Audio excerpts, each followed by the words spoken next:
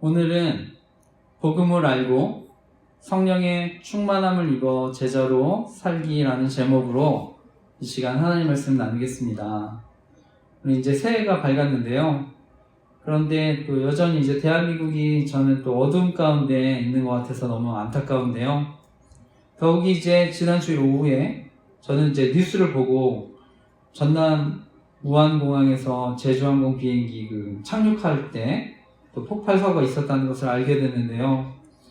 그러다 보니까 이제 또 유가족들 정말 큰 슬픔 가운데 계실 텐데 정말 하나님께서 위로해 주시기를 간절히 기도합니다. 현재 이제 우리가 살아가는 세상을요, 저와 여러분 다 이해할 수도 없고요, 예측할 수도 없지만 중요한 것은 우리가 정말 우리 생애 마지막 때까지 우리가 복음이신 예수님 전하고 또 말씀 붙들고 우리는 살아가야 할 줄 믿습니다. 그리고 이번 주 이제 금요일에 헌정사상 최초로 또 현직 대통령 신분으로 이제 체포될 수 있는 상황이라서 저도 이제 계속 그런 뉴스들을 듣고 있었는데, 물론 이제 체포가 되진 않았지만, 저 개인적으로는요, 아직 이제 헌법재판소 판결도 앞두고 있기 때문에 체포에 대해서는 좀 신중했으면 좋겠다는 마음이 있습니다. 또 우리가 이미 박근혜 대통령 또 탄핵과 우리가 구속을 보면서 저도 여러분도 느끼셨겠지만 무조건 탄핵이나 구속이 빨리 되는 게 저는 이제 중요하다고 생각하지 않습니다. 그래서 그 내막들이 또 뭔지 또 저는 밝혀졌으면 합니다. 그리고 무엇보다 이제 대통령 탄핵이나 저는 구속으로 우리 부정선거에 대한 의혹들도 있는데 이런 것들이 이제 묻혀지지 않았으면 하는 마음입니다. 무엇보다 제가 이렇게 기도하는 것은요, 부정선거가 있었다면 저는 더 이상 권력은요 국민들 게 아니라고 생각을 합니다. 또 국민들 그러니까 두려워하지 않게 된다고 생각을 해서요, 어디까지나 우리 대한민국의 주인은 국민이기 때문에 저는 공정한 선거, 투표 중요하다고 생각합니다. 그래서 이번에 부정선거에 대한 의혹도 다 밝혀졌으면 하는 마음인데 또 함께 기도했으면 좋겠습니다. 이 시간 오늘 나눌 말씀은요, 매년 제가 새해가 되면서 나누는 말씀입니다. 그래서 중요한 말씀일수록 저는 반복이 중요하다 생각을 합니다. 바로 저희 교회 목회 철학과 비전을 이 시간 다시 한번 나누려고 합니다. 그래서 이미 기억하시겠지만 저희 목회 철학 세 가지 단어, 복음, 성령, 제자인데요. 제가 그것을 한 문장으로 한번 만들어 봤습니다. 오늘 제목과 같이. 그래서 복음을 알고 성령의 충만함을 입어 제자로 살기, 이렇게 정해봤습니다. 그래서 첫 번째 복음인데요. 복음이 예수 그리스도시죠. 그래서 우리가 예수 그리스도를 증거하고 하나님께 영광을 돌리는 공동체가 되었으면 하고요. 두 번째가 성령입니다. 그래서 말씀과 기도로 성령의 충만함을 경험하는 공동체가 되었으면 하고요. 마지막으로 제자입니다. 또 예수 그리스도의 제자로 이웃과 다음 세대와 세상을 섬기는 공동체가 되었으면 하는 마음으로 또 이 시간 말씀을 나눕니다. 그래서 복음, 성령, 제자, 이렇게 세 가지 또 목회 철학으로 우리가 예수님 닮아가는 공동체가 되었으면 하는데요. 무엇보다 우리가 신앙생활을 하는 가운데 정말 저는 올 한 해도 변화와 성장을 경험했으면 좋겠습니다. 그래서 올 한 해 우리가 또 무엇보다 가장 중요한 또 하나님이 주신 은혜를 붙들고 우리가 명확한 목표를 가지고 살아가는 저와 여러분 되시기를 간절히 기도하고 축복합니다. 오늘 읽은 본문 예수님의 마지막 유언입니다. 하늘에 오르시기 전 제자들에게 하시는 말씀인데 우리 다시 한번 읽어보겠습니다. 마태복음 28장 18절에서 20절 다시 함께 읽어보겠습니다. 시작. 예수께서 나와 말씀하여 이르시되 하늘과 땅의 모든 권세를 주셨으니 그러므로 너희는 가서 모든 민족을 제자로 삼아 아버지와 아들과 성령의 이름으로 세례를 베풀고 내가 너희에게 분부한 모든 것을 가르쳐 지키게 하라. 볼지어다 내가 세상 끝날까지 너희와 항상 함께 있으리라 하시니라. 아멘. 오늘 말씀이 예수님 하늘에 오르시기 전 마지막 말씀입니다. 그래서 지상명령이라고 하고요. 대계명이라고도 얘기합니다. 우리에게 주신 가장 큰 사명인데요. 저도 이 말씀 붙들고 이제 교회를 개척했습니다. 그래서 건강한 교회 공동체를 만들고자 이 말씀 붙들고 또 개척을 했는데요. 그래서 저는 무엇보다 궁극적으로는 우리가 예수 그리스도를 닮아가는 공동체가 되었으면 합니다. 그래서 이런 사명을 또 감당하기 위해서 저는 우리가 교회가 어떻게 우리 개인이든 공동체가 어떻게 살아야 될지에 대해서 3가지 단어 중심으로 다시 한번 말씀을 나누려고 합니다. 그래서 첫 번째 복음과 관련해서요. 복음이 예수 그리스도시니까요. 우리가 복음을 증거하고 하나님께 영광을 돌려야 되는데 중요한 교훈은 복음은 율법과 계명이 아니라요. 하나님의 사랑과 은혜를 전하는 것이라는 것입니다. 그래서 기독교 작가 필립 얀시가요. 놀라운 하나님의 은혜라는 책을 썼는데요. 그 안에 있는 이야기 가운데 영국에서 열린 비교 종교학 회의에서요. 세계 각국 전문가들이 기독교의 독특성에 대해서 토론을 했다고 합니다. 그때 토론이 길어질 때 C.S. 루이스라고 하는 유명한 소설가이자 신학자가요. 등장을 하는데요. 여러분 그 나니아 연대기라는 그 소설 유명한 작가입니다. 신학자인데 영화로도 나왔죠. 이렇게 토론을 할 때 그 C.S. 루이스라는 그 신학자가 그 비교 종교학 회의에 방을 잘못 들어갔는데 정말 사람들이 열띤 토론을 하니까요. 그래서 물었습니다. 토론의 주제가 뭡니까? 그때 동료가요. 전 세계 종교 중에 기독교만이 인류에게 기여할 수 있는 게 뭔지 토론하는 중이라고 하니까 C.S. 루이스가 이렇게 대답했다고 합니다. 그거야 쉽죠. 은혜 아닙니까? 은혜. 쉽게 말해서요. 기독교는 은혜의 종교입니다. 하나님이 값없이 조건 없이 우리에게 베푸시는 은혜. 가난하고 못 배우고 소외된 사람뿐만 아니라 돈이 많은 사람, 세상에 많이 공부한 사람, 많이 배운 사람, 세상에 어마어마한 권력을 가진 사람, 다 필요한 게 은혜이고 복음입니다.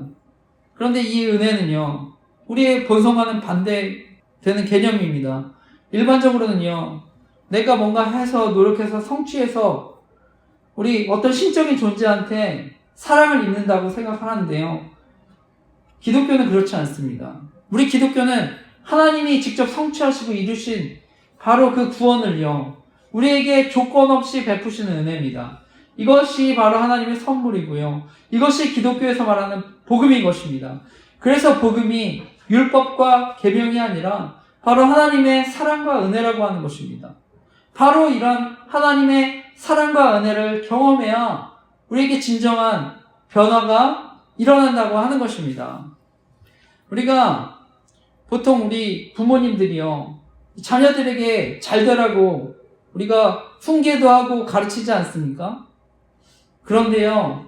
그것이 정말 잔소리로 들리지 않고요. 정말 사랑으로 느껴져야 또 그 자녀가 변화되지 않겠습니까? 마찬가지입니다. 결국 그 자녀가 변화되려면 중요한 건 철들어야 되는데요.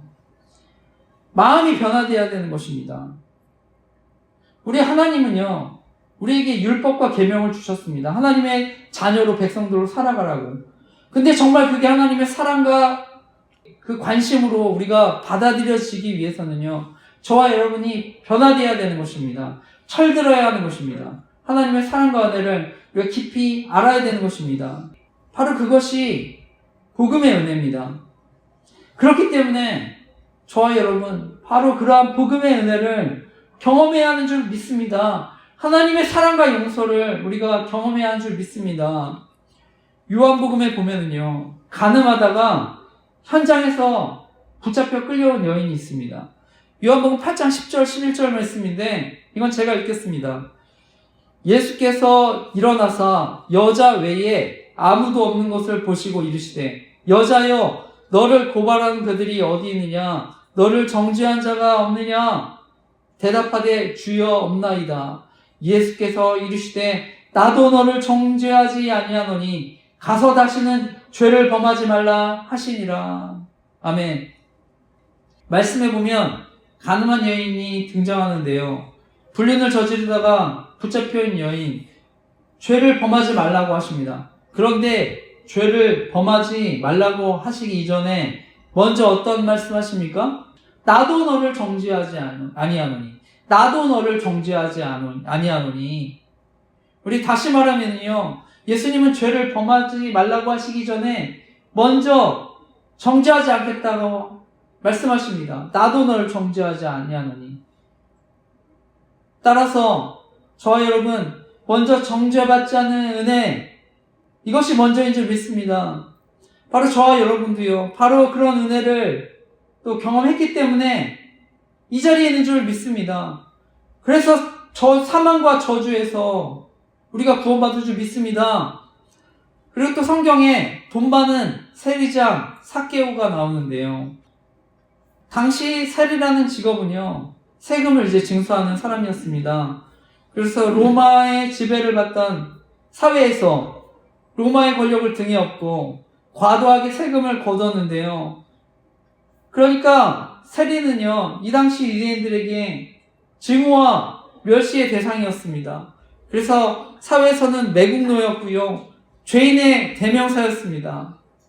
그 중에 삭개오가 있었고, 그 삭개오는 세리장이니까 세리 중에 우두머리였는데요. 어느 날 예수님은요, 삭개오가 사는 마을을 지나십니다. 그리고 예수님이 나무에 올라가 있는 삭개오에게 말씀하십니다. 예수께서 그곳에 이르사 쳐다보시고 이르시되 삭개오야 속히 내려오라. 내가 오늘 내 집에 유하여야 하겠다 하시니, 예수께서 그곳에 이르사 쳐다보시고 이르시되 삭개오야 속히 내려오라. 내가 오늘 내 집에 유하여야 하겠다 하시니. 아멘. 예수님은요, 삭개오에게 너희 집에 머물겠다 말씀합니다. 중요한 것은요, 예수님이 삭개오가 회개한 다음에 집에 들어간다고 말씀하지 않으셨습니다. 먼저 너희 집에 머물고 싶다고 말씀하셨습니다. 바로 삭개오가 여전히 죄인이었을 때 그의 집에 머물겠다고 하시는 것입니다. 마찬가지로요, 예수님은요, 우리가 죄인일 때 우리를 찾아오시는 것입니다. 로마서 5장 8절 말씀입니다. 우리가 아직 죄인 되었을 때 그리스도께서 우리를 위하여 죽으심으로 하나님께서 우리에 대한 자기의 사랑을 확증하셨느니라. 아멘. 우리가 죄인이었을 때 하나님 우리에게 찾아오신 것입니다.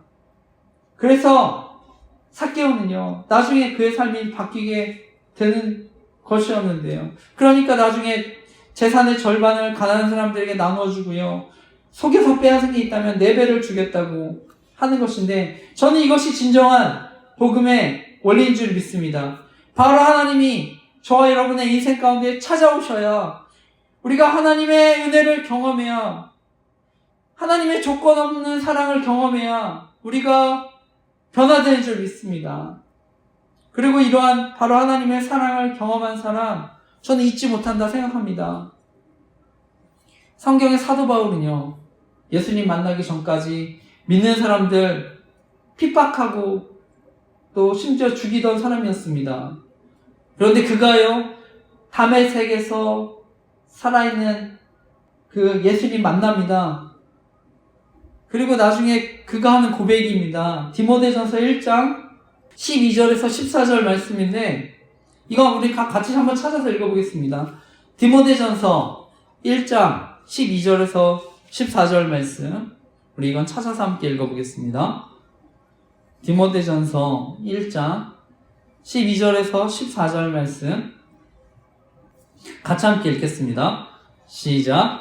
나를 능하게 하신 그리스도 예수 우리 주께 내가 감사함은 나를 충성되게 여겨 내게 직분을 맡기심이니, 내가 전에는 비방자요 박해자요 폭행자였으나 도리어 긍휼을 입은 것은 내가 믿지 아니할 때 알지 못하고 행하였음이라. 우리 주의 은혜가 그리스도 예수 안에 있는 믿음과 사랑과 함께 넘치도록 풍성하였도다. 아멘. 사도 바울은요, 자신이 전에는 비방자, 박해자, 폭행자였다고 얘기합니다. 그런데 자신을 찾아온 주의 은혜로 결국 그것이 삶에 차고 넘쳐 흘렀다고 얘기하는 것입니다. 그래서 변화되었다고 간증하는 것입니다. 저는 이제 과거 이곳 청주에 있는 남일면에 저는 공군사관학교에서 이제 사병으로 근무할 때 저는 중보기도 모임을 통해 또 하나님의 사랑과 은혜를 경험했습니다. 그리고 그때 암송했던 잠언 3장 1절에서 6절 말씀, 그 말씀을 암송하면서 함께 하셨던 저는 은혜들을 저도 늘 간증하고 있습니다. 특별히 잠언 3장 3절에 보면 인자와 진리가 내게서 떠나지 말게 하고 그것을 내 목에 매며 내 마음판에 새기라 말씀하는데요. 여기 인자와 진리, 이것은요 바로 언약 안에서 하나님이 베푸시는 한결같은 사랑과 헌신입니다. 하나님의 성품입니다. 바로 이 인자와 진리, 이것을 제가 경험하게 되니까요. 이 하나님의 성품, 은혜를 경험하니까 제가 이제 변하게 됐는데요. 저의 과거 20대 추억해보면요, 정말 아무것도 없었습니다. 정말 보잘것 없었지만 저는 너무 행복했는데요. 바로 이 하나님의 사랑과 은혜를 경험하니까 그래서 제가 변화된 것입니다. 저는 지금도요, 그래서 누구나 하나님의 사랑과 은혜를 경험하면 진정한 변화를 경험하게 될 줄 믿습니다. 바라기는 정말 말씀 듣는 분들 가운데 아직 그 은혜를 경험하지 못했다면 올 한 해 이런 하나님의 사랑과 은혜를 경험하는 한 해가 되시기를 간절히 기도하고 축복합니다. 제가 오늘 가나마다 현장에서 붙잡혀온 여인이나 삭개오에 대한 말씀도 나누고요. 바울 찾아오신 예수님에 대한 말씀 나눴는데, 근데 중요한 것은요, 이들에게 중요한 공동점이 있다는 것입니다. 바로 이들은 하나님의 은혜로요, 자신이 죄인임을 깨달았다고 하는 것입니다. 흔히 우리 20세기의 인류의 가장 큰 발명으로요, 에디슨의 전기, 그 발명하고 플레밍의 페니실린을 꼽습니다. 이 페니실린은요, 알렉산더 플레밍, 그 영국의 세균학자가 푸른 곰팡이에서 이렇게 발견해서 노벨상까지 받았는데요. 이 페니실린을 통해서 바이러스에 감염되어 있던 수십, 수백만의 사람들이 생명을 건졌습니다. 그러니까 인류 발전에 엄청난 놀라운 기여를 한 것인데요. 그가 노벨상을 받는 자리에서 기자들이 그에게 물었습니다. 선생님이 일생 동안 연구해서 발견한 것 가운데 가장 귀한 게 무엇입니까? 그때 플레밍이 이렇게 대답했습니다. 제가 일생 동안 발견한 가장 귀한 발견은 제가 죄인이라는 사실입니다. 제가 일생 동안 발견한 가장 귀한 발견은 제가 죄인이라는 사실입니다. 저는 우리 주변에 여전히 예수님 모르시는 분들, 복음 모르시는 분들 계시다 생각합니다. 그렇기 때문에 저는 여전히 자신을 죄인으로 인식하지 못하고 있는 줄 믿습니다. 바라기는 정말 복음을 모르는 분들, 성령께서 찾아오셔서 또 회개의 자를 이끄시도록 우리 주변의 이웃들 위해서 기도하는 저와 여러분 되시기를 간절히 기도하고 축복합니다. 제가 이제 복음에 관한 말씀 나눴는데, 그래서 복음이 율법과 계명이 아니라 사랑과 은혜를 전하는 것이라고 말씀을 나눴는데요. 그런데 우리가 반드시 기억해야 될 것은요, 그렇다고 율법과 계명이 필요 없다고 말씀드리는 게 아닙니다. 그래서 예수님께서도요, 율법을 없애러 오신 게 아니라고 말씀하셨습니다. 오히려 율법을 완전하게 하려고 하셨다, 이렇게 얘기합니다. 그 말씀이 마태복음 5장 17절 말씀인데요. 제가 읽어보겠습니다. 내가 율법이나 선지자를 폐하러 온 줄로 생각하지 말라. 폐하러 온 것이 아니요 완전하게 하려 함이라. 내가 율법이나 선지자를 폐하러 온 줄로 생각하지 말라. 폐하러 온 것이 아니요 완전하게 하려 함이라. 아멘. 바로 예수님은요, 자신이 온 게 율법을 완성해주기 위해 왔다, 이렇게 얘기합니다. 그래서 과거에는 율법이 돌판에 새겨졌는데 바로 예수 그리스도가 오심으로, 또 예수님이 십자가에 달리심으로 성령 하나님께서 우리에게 오셔서 그 율법을 이제 저와 여러분의 마음판에 새겨주셔서 완성해 주신 줄 믿습니다. 그래서 그 율법이 이제 저주나 잔소리가 아니라 사랑과 은혜로 여겨지도록 만들어주신 줄 믿습니다. 그러면 우리가 형식적인 종교생활하는 것이 아니라 정말 생명과 변화를 경험하는 신앙생활이 되는 줄 믿습니다. 그래서 반드시 올 한 해 이러한 복음의 은혜를 경험하고 누리시기를 간절히 기도하고 축복합니다. 이어서요, 오늘 두 번째 성령과 관련해서요, 우리가 말씀과 기도로 성령의 충만함을 경험해야 되는데, 중요한 교훈은요, 우리가 말씀과 기도를 배우고 훈련해야 성령의 충만함을 경험할 수 있다는 것입니다. 우리가 복음에 대한 은혜를 나누는데요, 성령 하나님께서 함께 하시는 은혜. 근데 이것을 누리기 위해서는 날마다 우리에게 또 성령의 충만함을 경험해야 합니다. 그래서 성경은요, 우리 자신을 깨끗하게 해야 된다고 얘기합니다. 그런데 어떻게 깨끗해질 수 있느냐? 디모데전서 4장 5절 말씀입니다. 하나님의 말씀과 기도로 거룩하여짐이라. 하나님의 말씀과 기도로 거룩하여짐이라. 아멘. 요한복음 17장 17절에서도요, 그들을 진리로 거룩하게 하옵소서. 아버지의 말씀은 진리니이다. 시편 말씀에도요, 시편 119편 9절 말씀입니다. 청년이 무엇으로 그의 행실을 깨끗하게 하리이까? 주의 말씀만 지킬 따름이니이다. 아멘. 하나님은요, 우리가 말씀과 기도로 거룩해진다고 얘기하는 것입니다. 경건의 시간을 통해, 큐티의 시간을 통해 하나님과 만나는 교제의 생활로 우리가 건강해지고 우리가 거룩해진다고 얘기하는 것입니다. 청년들, 말씀을 통해 순종해 나갈 때 깨끗해진다고 말씀하시는 것입니다. 하나님 어떤 사람 쓰십니까? 말씀과 기도로 훈련된 사람인 줄 믿습니다. 디모데후서 2장 21절 말씀입니다.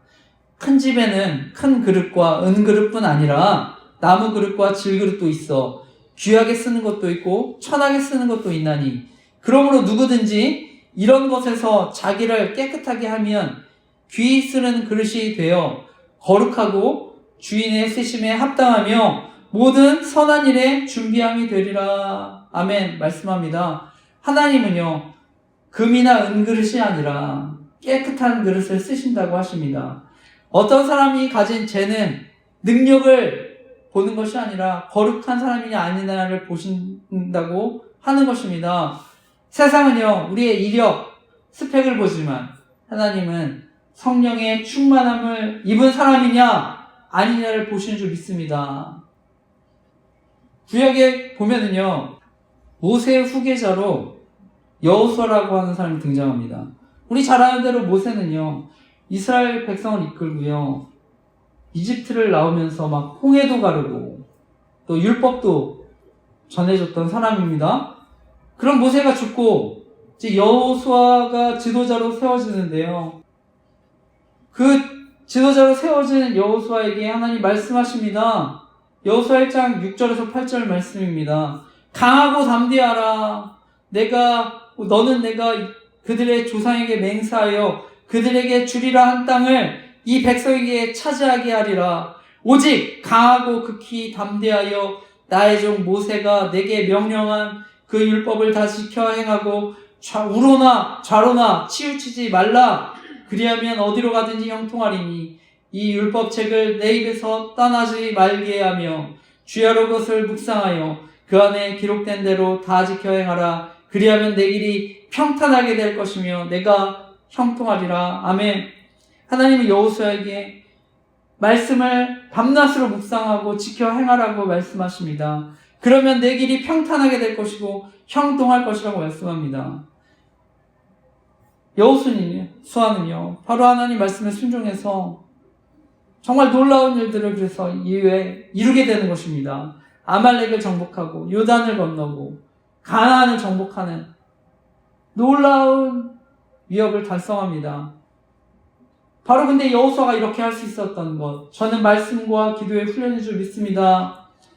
성경을 보면 제자라는 표현 등장하는데요, 예수님도 제자를 세우셨죠. 그 제자의 어원이 훈련입니다. 훈련에서 나왔습니다. 디서플린, 훈련하다. 여호수아는요, 지도자가 되기까지 무려 40년간 훈련을 받았습니다.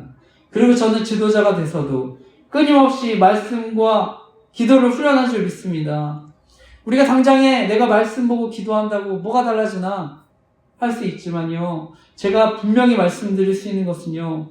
말씀과 기도 생활, 경건의 생활을 가지면, 큐티의 시간을 가지면 저와 여러분의 삶을 완전히 달라질 줄 믿습니다. 저는 지금도 대학 청년들, 특히 시간 많은 분들 계신다면 시간만 허락되면 정말 2시간씩 말씀 보고 2시간씩 기도하라고 권면합니다. 만약에 한 3개월만이라도 이런 시간 가지면 저는 반드시 엄청난 변화를 경험하게 될 줄 믿습니다. 제가 이렇게 확신할 수 있는 이유가 무엇입니까? 그만큼 말씀에 힘이 있고 기도에 능력이 있기 때문입니다. 말씀과 기도 생활하면 성령 충만해질 수밖에 없습니다. 경건의 시간 가지면 성령 충만해질 수밖에 없습니다.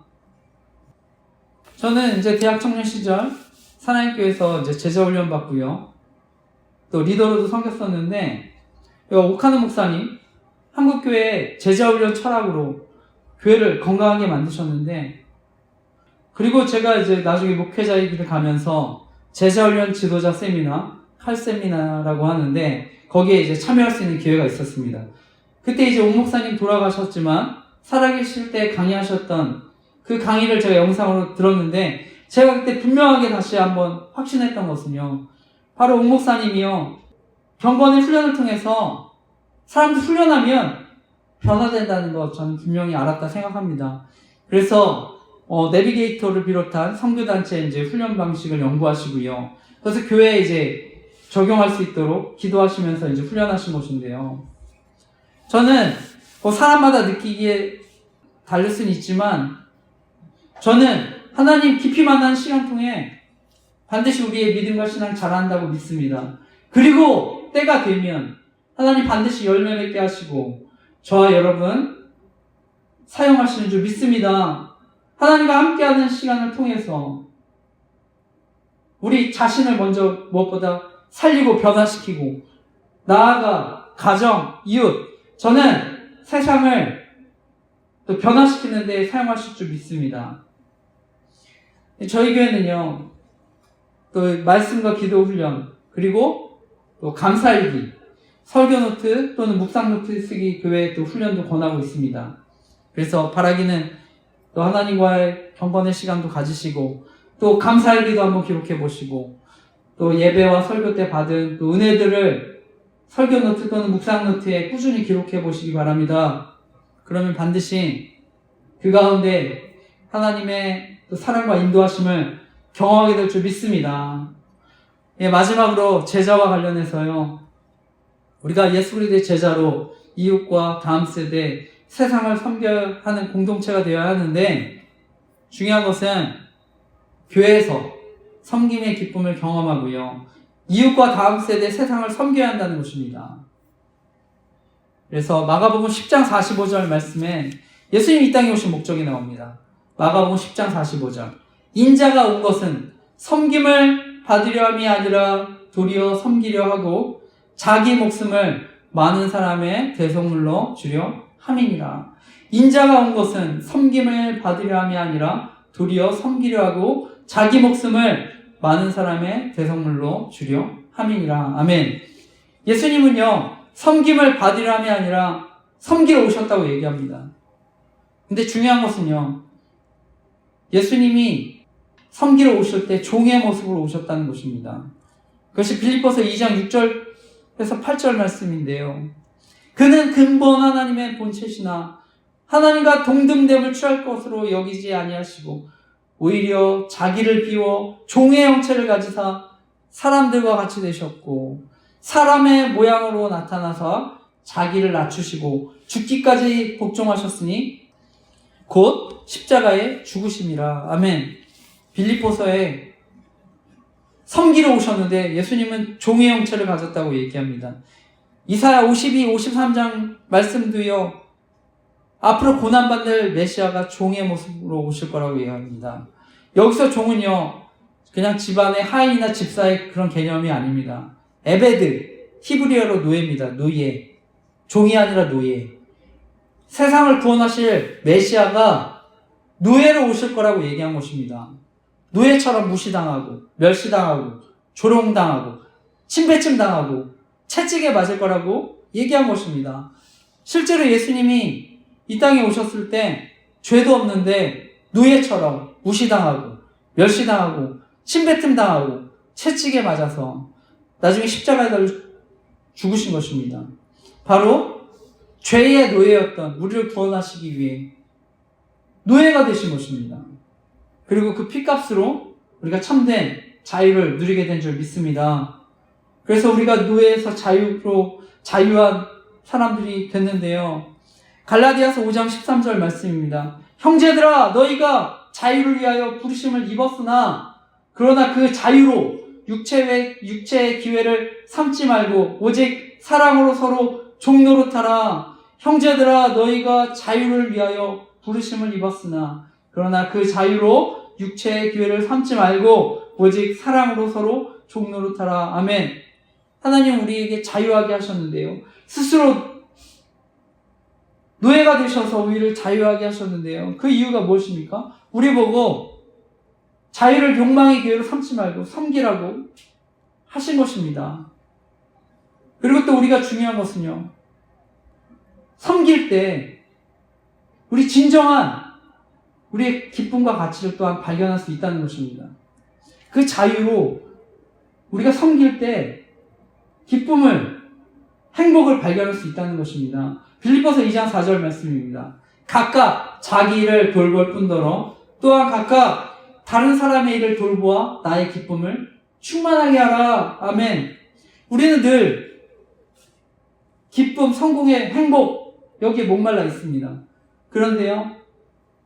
이 세상의 성공이 온전한 기쁨을 주지 못한다고 얘기합니다. 왜냐하면요. 세상에 늘 나보다 잘난 사람, 성공한 사람들이 늘 있습니다. 그런데 성경이요. 섬김을 통해서 저와 여러분에게 기쁨을 줄 수 있다고 얘기하는 것입니다. 행복을 줄 수 있다고 얘기하는 것입니다. 특별히 교회는요. 바로 그러한 섬김을 경험할 수 있는 공동체입니다. 섬김을 수련할 수 있는 공동체입니다.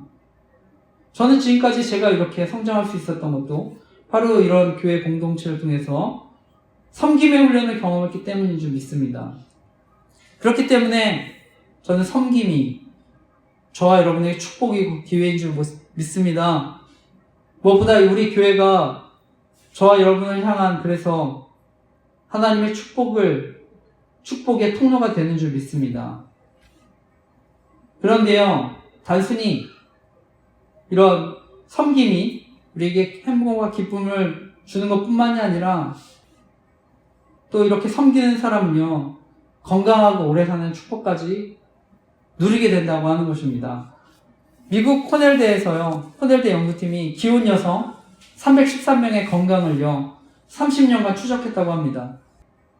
핵심은 그 313명의 그 결혼한 여성들, 아이 숫자, 직업, 수입, 이거랑 상관없이 우리가 말하는 중병들, 심장병, 암, 관절염, 여기서 확률이 30% 낮고 운동 능력이 높은 사람들, 평범한 자원봉사자들이었다고 얘기합니다. 뭐 아이들이 많은 거 상관없이, 뭐 직업이 아무리 뭐 좋은 거랑 상관없이, 아무리 뭐 수입이 많은 거랑 상관없이 그러한 여성들은요, 섬기는 여성들이었다고 얘기하는 것입니다. 자원봉사자들. 캘리포니아주에서도요, 성인들 4년간 자원봉사한 것으로 병원 입원이 38%가 줄었다고 얘기합니다. 사망률은 44%가 감소했다고 합니다. 캘리포니아 대학교에서도 2,000명을 대상으로 조사한 결과 2개 이상의 단체에서 자원봉사를 하고 있는 사람, 그렇지 않은 사람에 비해서 향후 5년간 사망 확률이 63%나 줄었다고 합니다. 결론적으로요, 섬기와 봉사가 운동 효과를 가져오고요. 또 이것은 심리 만족감, 사회적인 유대감, 신체 호르몬의 변화를 가져와서 염증이나 콜레스테롤, 스트레스를 낮추는 효과로 수명이 늘었다고 하는 것입니다. 그래서 이것을 또 연구한 책임 교수님이요.